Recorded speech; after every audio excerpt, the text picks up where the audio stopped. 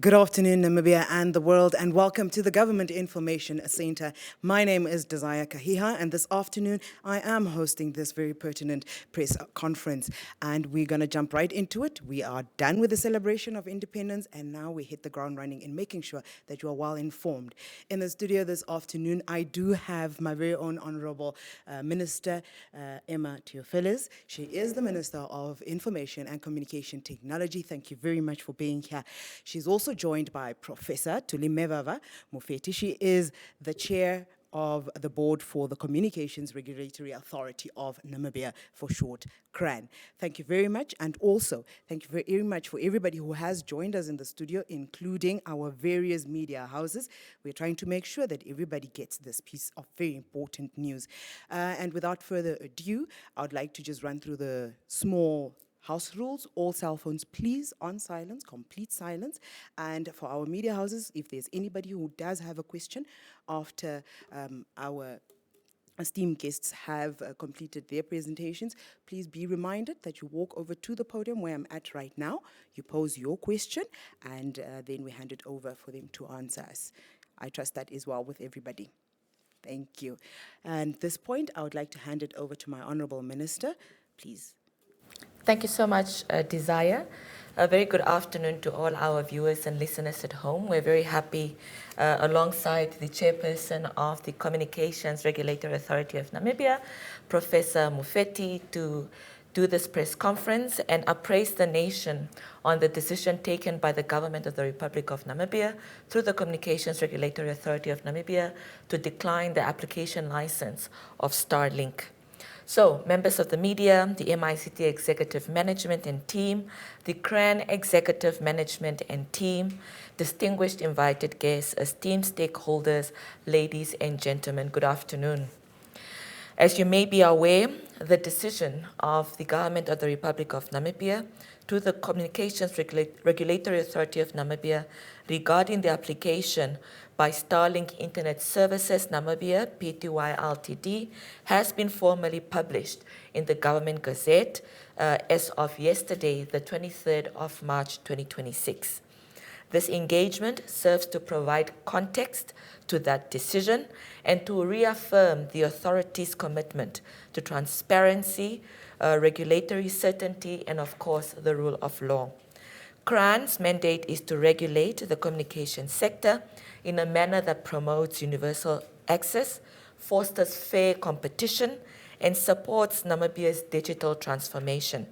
In doing so, the government, through the authority, seeks to balance the encouragement of innovation and investment with the need to ensure full compliance with the legal and regulatory framework governing the sector. Namibia's telecommunications sector continues to evolve with ongoing investment infrastructure, increasing service availability, and a growing range of offerings aimed at improving connectivity across the country. The authority remains focused on ensuring that this progress is sustained, inclusive, and aligned with national development objectives. It is therefore that the application submitted by STARLINK Internet Services Namibia, Pty Ltd, or STARLINK in short, on the 1st of June 2024, sought a Class Comprehensive Telecommunications Service License, ECS and ECNS, as well as a Spectrum License for fixed satellite services. CRAN then informed the applicant to approach the minister responsible for ICT as per Section 46 of the Communications Act, Act number 8 of 2009, to then seek the exemption in terms of ownership under that section. It is on the 1st of July 2024 that the applicant then approached the Minister of ICT in terms of applying for the exemption under that particular Section 46 of the Act. Subsequent to that, consultative sessions were held with different stakeholders around the specific application on an exemption, and a decision was then communicated to the Communications Regulatory Authority of Namibia and the applicant in relation an exemption of ownership in accordance with Section 46 of the Act. The authority undertook a comprehensive and structured assessment of that application thereafter, in accordance with the Communications Act and the applicable licensing and spectrum regulations.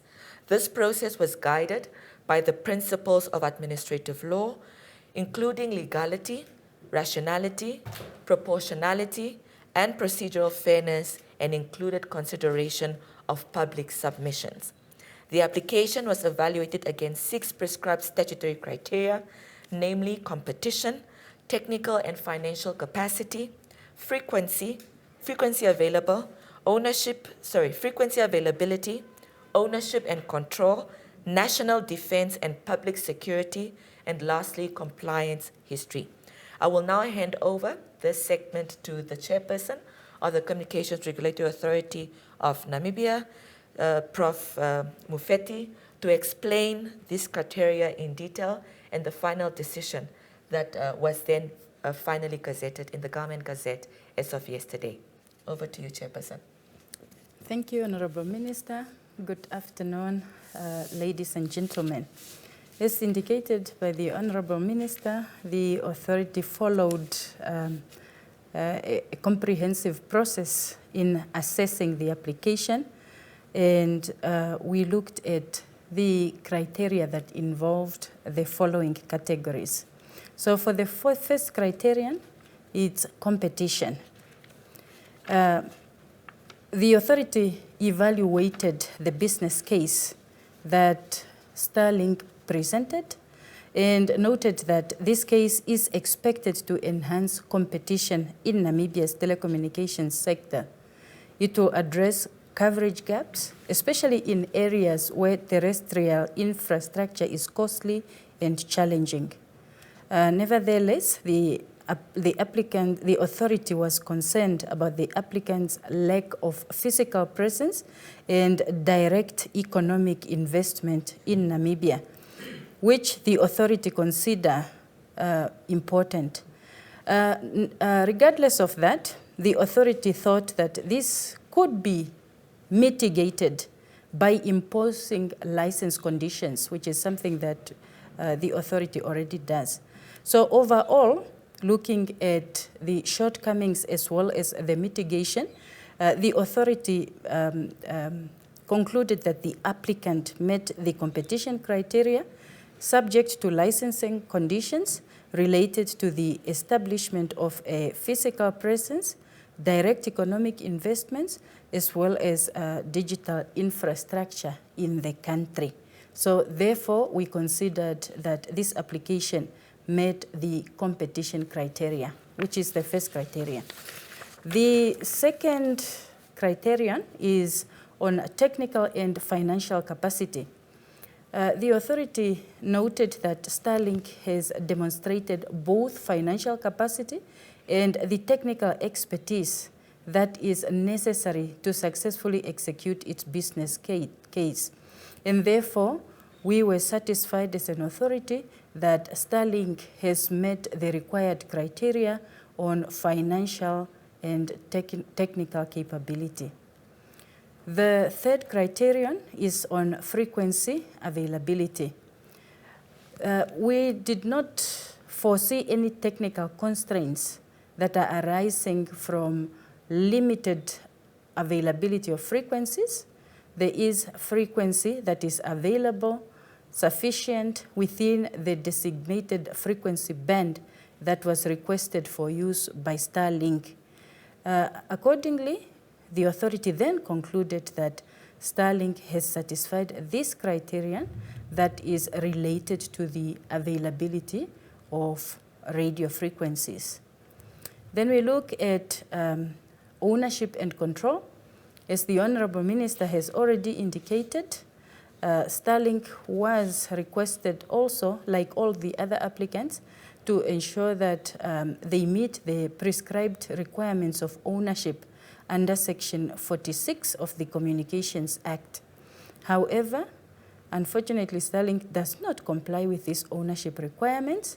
The entity is wholly foreign-owned. So STARLINK did not obtain the exemption from the statutory obligation that mandates it to have a minimum ownership of 51% Namibian. and therefore this criteria was not met. Looking at the next criteria, which is national defense and public security, the authority views data sovereignty and national control as central to the regulation of telecommunications services in Namibia. And this is envisaged in the Communications Act and the national policy that is governing the communications sector. The Communications Act mandates that all licensees should operate in a manner that promote public interest, that safeguards national security and ensures compliance with applicable legal and regulatory obligations that include provisions that are related to lawful interception, consumer protection, as well as effective regulatory oversight. In this regard, the requirement for Namibian ownership and control, that is the other criteria, is aimed at ensuring that telecommunication service providers remain subject to domestic jurisdiction and that they are fully accountable to national authorities. STARLINK's proposed business model that is based on satellite-delivered services with 100% foreign ownership, it raises material regulatory considerations concerning the jurisdiction, enforceability of compliance obligations, and the ability of the authority to exercise effective oversight as required under the Communications Act. And therefore, in light of the above, and in accordance with the principles and provisions of the Communications Act, the authority found that the application does not at this stage adequately satisfy the requirements that are related to national defense and public safety. The last criteria is that on compliance history, and STARLINK contravened the Communications Act, Section 39(3)(d), by operating a network and offering a telecommunications service without a valid service license. STARLINK's contravention of the Communications Act and subsequently its failure to respond to the authority's summons shows a total disregard for the governance framework of the sector, and it also raises doubt on STARLINK's ability to honor license conditions in future. Accordingly, the authority thus concluded that the STARLINK did not meet the criteria for compliance history due mainly to penalties that are imposed for illegal transmission and failure to respond. Therefore, Honorable Minister, upon our evaluation, CRANE found that the applicant met only 3 out of the 6 criteria that are required by law, and since each criteria is a ground for refusal, the authority then resolved to decline the application for the Class Comprehensive Telecommunications Service License, ECS and ECNS by the applicant. Thank you, Honorable Minister. Thank you very much. That concludes our statement. Desire all the viewers and listeners at home, in that consequently, in accordance with Section 101, subsection 6 of the Communications Act, the application for a spectrum license was then declined because such a license cannot be held independently of a Class Comprehensive Telecommunications Service License.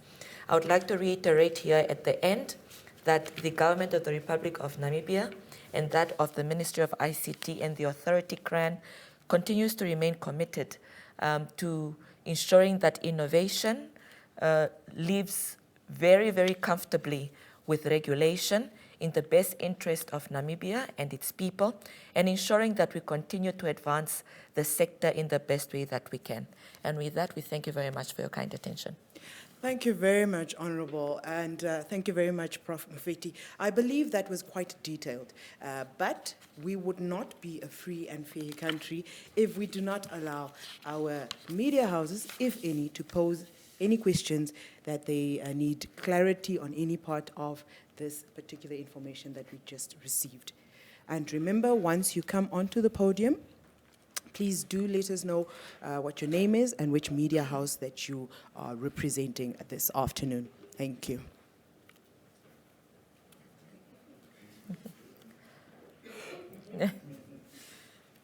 Hello, my name is Irene Marie van der Walt. I'm a journalist for Network Media Hub, representing Namibian Sun Republikein and Algemene Zeitung. I just have one question pertaining to the 51% ownership, and you must please pardon me if I'm a bit ignorant on this, but I'd like to know what that process is like. Are 51% shares sold? Is the international company expected to establish a local entity of which 51% ownership must be acquired by Namibians? Are the shares donated? How do Namibians get involved there? Thank you very much. Honorable, would you like to answer that one, or should we take the next one? Okay. Another question?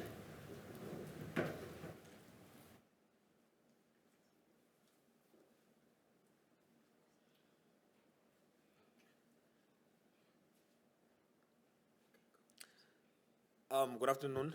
I am Kudumo Rectangle Tobias from IUM Radio. Just a question, Honorable Minister and Honorable Chairperson. Was this decision taken with the consumer in mind? I mean, thinking of the fact that data is quite expensive in Namibia, and there seems to be a monopoly, kind of. So the question is, was this decision taken with the consumer in mind, bearing what I just mentioned right now? And also another question. We've seen in terms of geopolitics where countries who tend to go against the United States, and in particular the owners of STARLINK, faced the wrath of the US government in terms of tariffs and whatnot. Does it not worry our administration? Thank you. Okay. Thank you very much.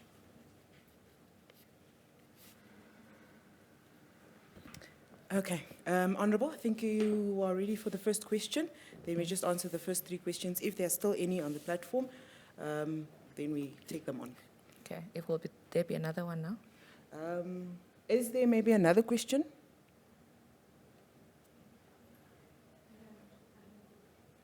We can do a second round. Let's just answer this first. Okay. All right. Thank you very much for the questions. The first question from NMH. Yes, indeed. So Starlink, the operating company, needed to actually register a Namibian sort of entity. So that is why we announced that the company registered is Starlink Internet Services Namibia, Pty Ltd, who then made the application to the regulator. And yes, in terms of 51% ownership, this should be Namibians who hold the shares. How that arrangement comes about, it's up to the particular company, whether they're donating the shares, selling the shares, it's up to the company on how they want to satisfy that requirement of 51% local or Namibian ownership. So it's up to them to do so. The idea is just that we want a company registered in Namibia under Namibian jurisdiction with majority Namibian ownership as per the Communications Act provisions. In terms of question 2, or would the chairperson like to add on question 1? No. Okay. No, on question 2, IUM Radio, indeed this decision was taken into account with the consumer in mind. A big part of that is the criteria on competition. As we all know, competition drives the price down. It ensures that consumers benefit at the end. We also look at holistically the application in terms of public security and public safety. And that is also a big requirement to ensuring that the consumer is well looked after in consideration of an application. We fully understand that for many segments of the society as it stands now, considering the makeup of our country, such a large country, and connectivity costs are quite high because it's a largely geographically sized country with a small population, the cost of data is not where we want it to be in terms of affordability, especially for our vulnerable communities.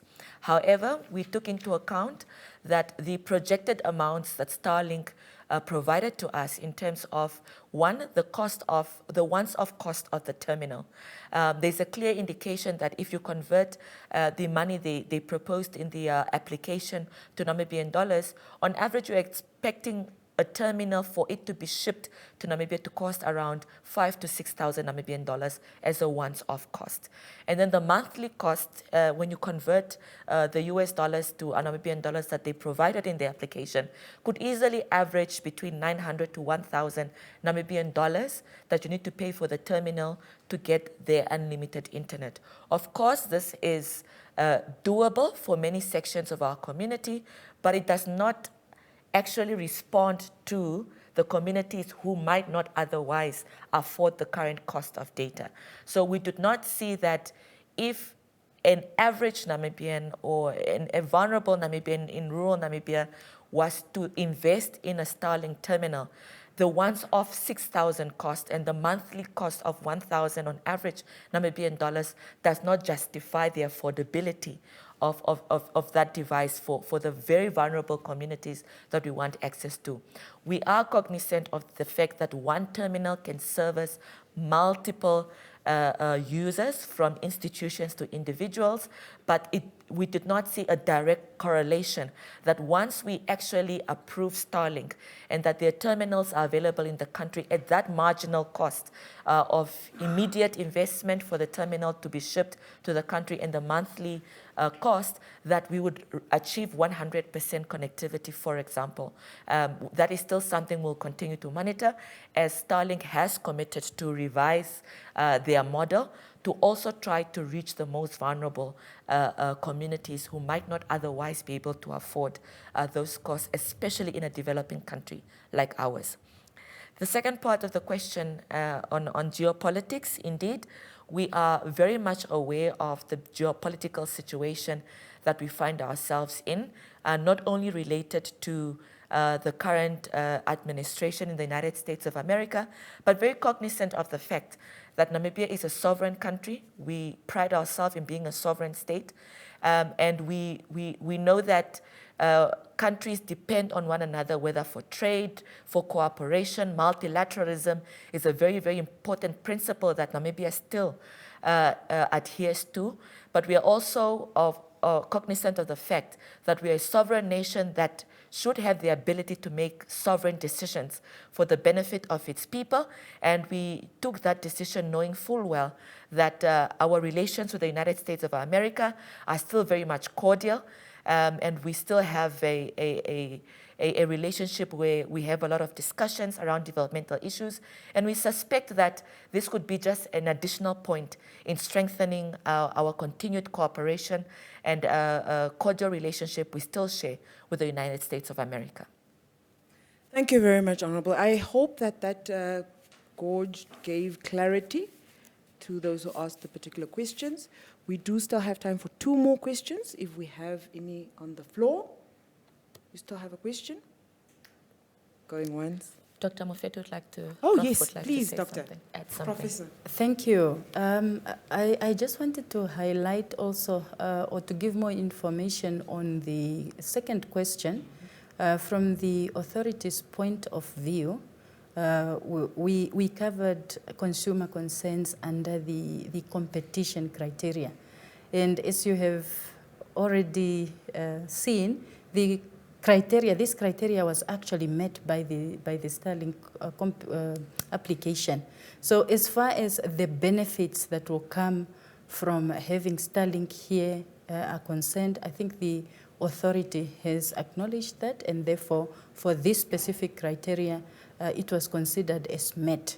The only challenge then in our case, in this case, is that all 6 criteria need to be met for us to consider it as a successful application. Thank you very much. I think at this point, we would like to thank you both for coming in and creating that clarity for us. But before I round it off, I'd like to hand it back to my Honourable Minister. Thank you. Thank you very much, Desire. At the end here, we would just like to indicate that we are committed to exploring new technologies. The authority recently actually approved satellite communications applicants. This is not a first for our country. Other applicants have been approved. But further than that, we continue engaging with all applicants, whether those who are successful or those who are not successful. And all applicants are always welcome to revise their application, to look at the facts that led to an application being declined, and try again with the authority, which we are happy to reassess again, considering that we fully welcome all internet service providers in the country to meet our national developmental goals. Thank you. Thank you so much, Honorable. And I think, honestly speaking, it speaks to what it is as a country that we're trying to achieve. We're trying to move our country into the future, but in a realistic manner that not only speaks and benefits every single little person with not leaving anybody behind, but ensuring that we secure ourselves as a nation to ensure that we do not step on ourselves in the future. So thank you for that, and we've come to the end of this press conference for today. Please ensure that you stay tuned on all our platforms to make sure that you stay appraised with any developments that arise, whether it is out there on the ground or from our chambers in the various boardrooms that have been constituted to make sure that the necessary decisions and the safe decisions are made for our country. From myself, Desire Kahia, thank you very much to the media houses that are represented, the various officials that made the time to be here with us, along with our Professor Mufeti and my Honorable Minister. Thank you very much. It is bye-bye for now.